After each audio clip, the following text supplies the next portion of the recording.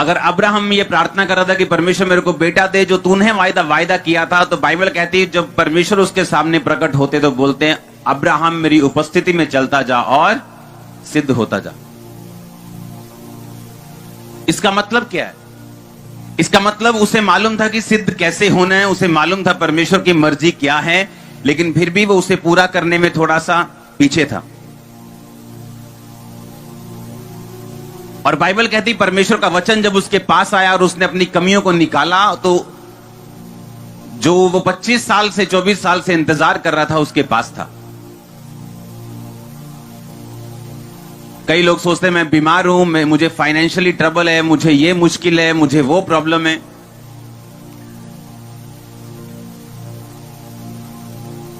और आज जब मैं चर्च में जाऊंगा तो जब ले हैंड होगा मैं हील हो जाऊंगा। और जब आज मैं चर्च में जाऊंगा, हो सकता है जब मैं वापस जाऊं तो मुझे किसी हेल्पर की कॉल आ जाए कि भाई साहब 4 लाख रुपया ले जाओ, आपका कर्जा उतार दो। कई बार परमेश्वर ऐसे भी काम नहीं करता। हालेलुया। कई बार वो ऐसे काम नहीं करता जैसा आप सोचते हैं। जब मैं अपनी मसीही शुरुआती दिनों में था तो मुझे बहुत ज्यादा जल्दी थी कि मैं ठीक हो जाऊं जिस तरह बाकी लोग ठीक हो रहे हैं। और यही बात मुझे ज्यादा निराश करती थी। ज्यादा लोगों से, दूसरे लोगों से ज्यादा निराश मैं रहता था मसीह में आने के बावजूद भी, क्योंकि उनको मैं हील होते देखता था लेकिन अपनी हीलिंग को मैं देखता नहीं था। लेकिन परमेश्वर की सामर्थ को मैं भी महसूस करता था, उसकी पावर को मैं भी महसूस करता था। और एक दिन जब मैं प्रार्थना कर रहा था, परमेश्वर के वचन में आया, हे मेरे प्रिय भाइयों, हियाव बांधो और दृढ़ रहो, क्योंकि तुम जानते हो मसीह में की गई मेहनत कभी व्यर्थ नहीं जाती। ये मेरे लिए शॉकिंग पॉइंट था। मैंने कहा परमेश्वर का वचन कह रहा है कि मुझ में की गई मेहनत कभी भी व्यर्थ नहीं जाती, पर मैं तो मेहनत कर ही नहीं रहा हूं। मैं तो 20 मिनट की प्रार्थना करता हूं और परमेश्वर से ये एक्सपेक्ट कर रहा हूं कि मेरी इतनी इतनी बड़ी बीमारियां जो डॉक्टर नहीं कर सकते, मैं उसको एक्सपेक्ट कर रहा हूं। परमेश्वर से ये मांग कर रहा हूं कि मेरी इतनी बड़ी बीमारियां चली जाएं, मेरे इतने बड़े रोग चले जाएं, मेरा परिवार ठीक हो जाए, सब मेरे विरोधी विरोध करना बंद कर दें, मेरे रास्ते साफ हो जाएं। इतनी बड़ी मैं डिमांड्स कर रहा हूं, लेकिन मेरी प्रार्थना कितनी है? 20 मिनट। तब क्या होता था कि जैसा आप वचन सुन रहे हैं आज, हर हफ्ते, हर संडे, हर थर्सडे आप ऑनलाइन सुन लेते, यहां सुन लेते, तब ऐसा नहीं था। हिंदी में को ज्यादा डीप प्रीचिंग सुनने के लिए बहुत एफर्ट करना पड़ता था। फिर इंग्लिश में जाना पड़ता था, इंग्लिश में सुनते थे उसको और फिर उसको समझते थे कि कैसे करना है, क्योंकि जहां हम ग्रुप्स में जाते थे बंदगी करने के लिए, वहां इतनी डीप प्रीचिंग नहीं होती थी। 1-2 टॉपिक होते थे, हर संडे उसी पे प्रचार होता था। तो परमेश्वर को पूरी तरह से समझना जो था वो हमारे लिए एक एफर्ट लगता था, एक जोर लगता था कि क्या करें हम अपनी लाइफ में। और मैंने एक बात देखी, आपकी लाइफ का बड़ा ब्रेक थ्रू, वो हीलिंग हो, डिलीवरेंस हो, आपके परिवार का उद्धार हो, एनीथिंग जो आप चाहते हैं, परमेश्वर हमेशा उसे अपने वचन के जरिए भेजते हैं। हालेलुया। और उस वचन में क्या आया? मेरे भाइयों हियाव बांधो और दृढ़ रहो, क्योंकि तुम जानते हो मसीह में की गई मेहनत कभी भी व्यर्थ नहीं जाती। ये मेरे लिए एक शॉकिंग वर्ड था, क्योंकि बाइबल में बहुत पढ़ता था रोज, ताकि मेरा मेंटली अपसेट के अटैक खत्म हो जाए, पढ़ते रहना 2 घंटे, 3 घंटे, 4 घंटे। लेकिन ये वचन मुझे ऐसा लगा कि ये परमेश्वर ने खास आज मुझसे बात की है मेरे ट्रबल को खत्म करने के लिए। वहां से एक जर्नी शुरू हुई, वहां से एक यात्रा शुरू हुई मेरी मसीह जिंदगी के अगले लेवल की, जहां से 40 रोजे रखने की शुरुआत हुई, रोज घंटों प्रार्थना करने की शुरुआत हुई। और उस मेहनत ने जो परमेश्वर ने अपने ही ग्रेस से मुझसे ली, इसलिए आज आप मुझे यहां देखते हो। और मिनिस्ट्री में आपने देखा पिछले कई सालों में कई तरह के विरोध, कई तरह की दिक्कतें, कई तरह की मुश्किलें, लेकिन आपने आधा इंच भी इसको हिलते हुए नहीं देखा होगा, और कभी किसी को निराश नहीं देखा होगा, और हमेशा बढ़ते हुए देखा होगा। आप सुन रहे मेरी बात के नहीं? ये उस वचन का नतीजा था जो शुरुआत में मुझे मिला। हालेलुया।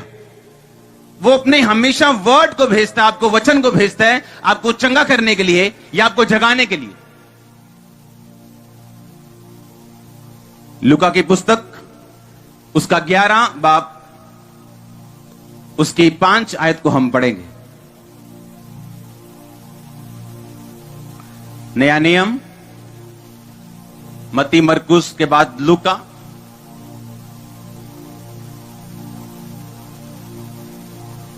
ग्यारह उसकी 5। तब यीशु मसीह ने उनसे यानी चेलों से कहा, तुम में से ऐसा कौन है कि यदि तुम्हारा कोई दोस्त मित्र हो और वो आधी रात को तुम्हारे पास जाकर कहे, हे मित्र मुझे 3 रोटी दे, 3 रोटियां दे, क्योंकि एक यात्री मित्र मेरे पास आया है और उसके आगे रखने के लिए मेरे पास कुछ नहीं। और वह भीतर से उत्तर दे, मुझे दुख ना दे, द्वार अभी बंद है, मेरे बच्चे मेरे पास बेड पर हैं, इसलिए मैं तुझे उठकर नहीं दे सकता। मैं तुझसे कहता हूं, यदि उसका दोस्त होने पर भी वो उसे उठकर ना दे, तो भी उसके शर्म छोड़कर मांगने के कारण उसे जितनी आवश्यकता हो उतनी उठकर देगा। और मैं तुमसे कहता हूं कि मांगो तो तुम्हें दिया जाएगा, ढूंढो तो तुम पाओगे, खटखटाओ तो तुम्हारे लिए खोला जाएगा। क्योंकि जो कोई मांगता है उसे मिलता है, जो कोई ढूंढता है वह पाता है, जो कोई खटखटाता है उसके लिए खोला जाएगा। तारीफ करो जोर से। उसने कहा, यदि तुम्हारा उसने यीशु मसीह हमेशा अपने चेलों को एग्जाम्पल देके, अपने लोगों को कई बार एग्जाम्पल देके समझाते थे।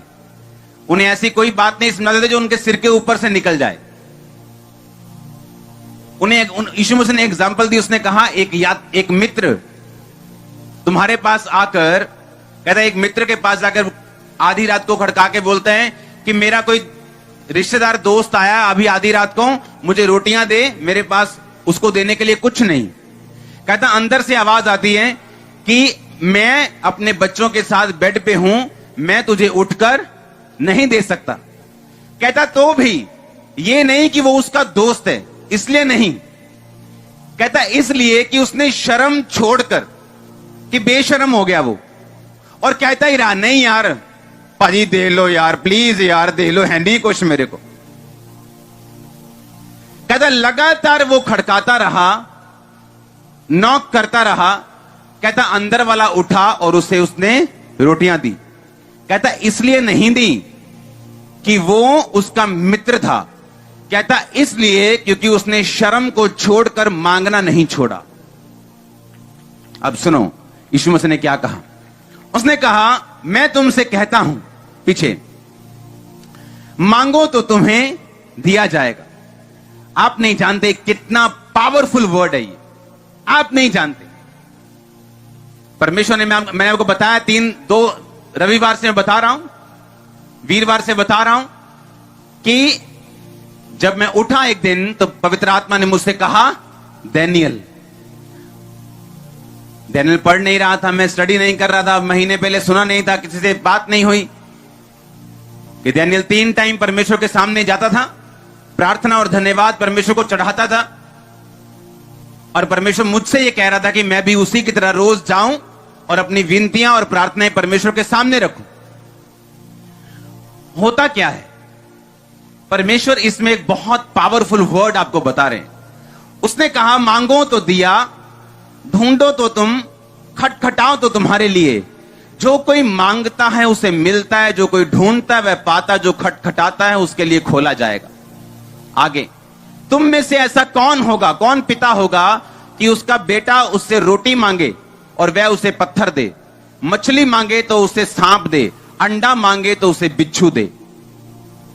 तुम बुरे होकर अपने बच्चों को अगर अच्छी वस्तुएं देना जानते हो, तो तुम्हारा स्वर्गीय पिता अपने मांगने वालों को पवित्र आत्मा या अच्छी वस्तुएं क्यों ना देगा।